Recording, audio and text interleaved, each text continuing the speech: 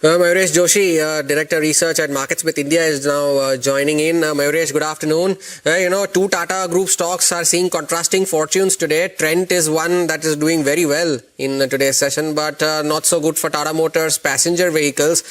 Which one among the two? Of course, not a direct comparison, but Trent or Tata Motors passenger vehicles? Your thoughts? Afternoon, Hormas. I think two things. One, I think in terms of expectations of consumer spending, specifically in metro cities and tier 1 cities, expected to come back and bounce back very, very smartly in the second half. And the expansion of the Zudio stores that is happening in tier 1, tier 2 cities as well. I think it is an obvious indication in terms of expectations of the growth dynamics that the management has probably put forth. However, the disclaimer for Trent might be, with the El Nino effect expected to play out, does that have some element of effect in terms of end user demand when it specifically comes to tier 2 and tier 3 cities? And is there some element of a pullback that is probably seen in these areas over the next few quarters? They're managing the raw material volatility quite well as we speak. And therefore, I think the entire thesis in terms of expected volume growth translating into double-digit revenue growth and better margins is something that the street is working with. For Tata Motors, Hormas, I think the expectations in terms of a significant amount of growth expected to come through in terms of the key markets, specifically North America, is something to be watched out for. But I think it's only the forward-looking numbers which will probably now play effect in terms of how the stock will probably move. And again, I think the end user demand, inflation is probably expected to also play some element of a demand slackening effect, at least over the next couple of quarters. And therefore, how does that play out ultimately in terms of volumes, numbers, margins is all to be seen. So I think Trent, a relatively better story, if I have to put it that way, compared to that. Okay, what about the jewelers? You know, they had taken a bit of a knock when a lot of these measures were taken on making gold imports a little more expensive. There's still the customs duty which is underway. But over the last few days, you know, with a return in the hopes of peace and at the same time increase in gold prices, gold financiers have done well. But look at some of these jewelers, you know, Kalyan Jewelers this week has done extremely well, up in double digits. We have Thangamayil Jewelry, which has done extremely well as well.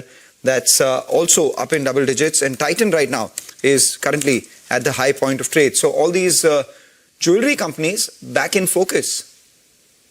Absolutely. And again, I think the expectation here is the government going to claw back in terms of the regulatory measures that they have probably put on in terms of gold, specifically with the West Asian crisis now probably coming close to a closure. The impact in terms of the rupee also expected to come down. And therefore, I think, A, regulatory measures, B, I think the wedding season will be well and truly on as we speak over the next few weeks. And therefore, I think there will be some appetite in terms of wedding jewelry, gold jewelry, studded jewelry, as that remains probably one of the biggest markets as we speak. The third element, obviously, is that the unorganized market, Mangalam, specifically for jewelry manufacturing companies, still remains relatively large. And with all the compliance checks probably being put in terms of the tab, in terms of the spend of 2 lakhs, the carriage that probably comes into play, the certification that probably comes into play, the GST, e-way bills that comes into play. I think a tectonic shift is expected over the next few years. And therefore, I think from a gold standpoint, I think jewelers is something that a couple of stocks we continue holding in our global portfolios, because our belief is that over a longer period of time, all these elements will play out in terms of the ratings and rankings of these stocks. So I think Titan and Thangamayil is something that we continue holding on to our global. Mayuresh, one segment that has done very well in today's trade has been the defense names, and they've seen some very, very sharp buying interest. There were some reports also of a UAV order from the Indian Air Force. Where within the defense space are you bullish on? So, I think the underlying for the sector as a whole is that the sector already has a very decent order books of the stocks that are largely comprising the sector, and therefore revenue visibility over the next 3 to 4 years is a given.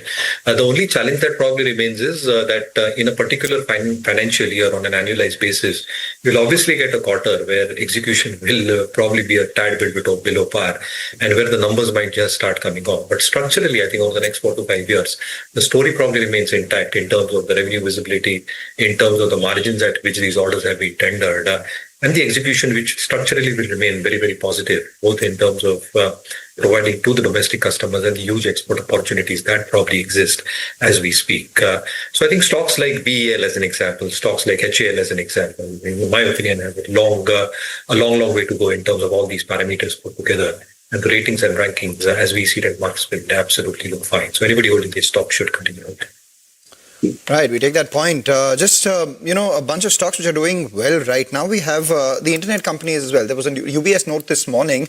The sum and substance of that note was pretty simple, that all of this year, these stocks have corrected anywhere between 10 to 30%. But looking at the ordering activity in all these, parameters and the current market sentiment, things are looking up. So maybe this correction is a buying opportunity, which is why they are, doing well in today's trading session. And that's been the hallmark of a lot of these platform companies as well. When the market was not doing well, Eternal for one, from the peak, it's seen a big cash. But as the market sentiment improves, we see buying return to these names. So look at Nykaa. Nykaa is up 4% right now as we speak.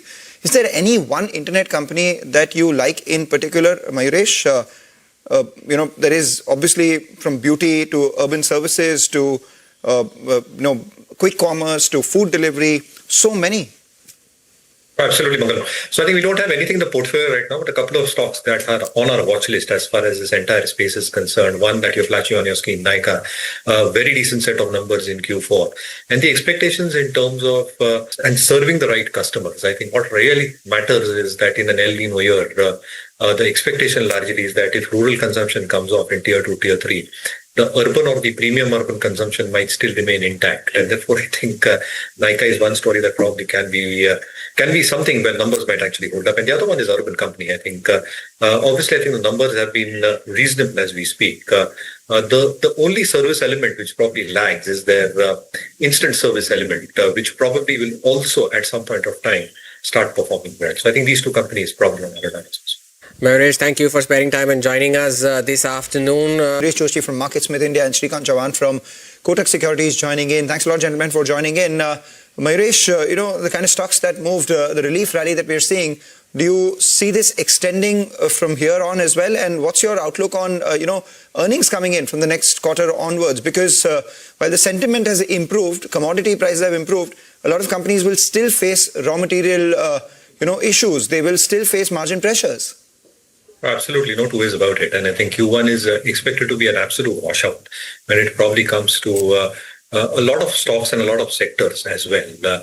Supply chain disruptions, the inflation that you've probably seen in input cost inflation will definitely play out. And again, I think not all of this will get passed through ultimately to the consumer. And therefore, I think a bit of a margin hit will also take place across sectors and companies as well. But since the West Asian crisis might come to a closure, Mangalam, I think the markets might actually tend to believe that Q1 might actually be the worst quarter on an annualized basis. How El Nino plays out might actually play a little bit drawn for a few consumer-facing sectors in the first half. But a large portion and a proportion of stocks and sectors, if one has to believe, might consider the second half probably to come through as a better quarter for most sectors as we speak. And therefore, on an annualized basis, the earnings might come off. Q1 expected to be a washout, but the markets will look beyond that, which seems to be an obvious case in point as we speak. So I think sectors and stocks which will do well will actually stand out post Q1 as the earnings season unfolds.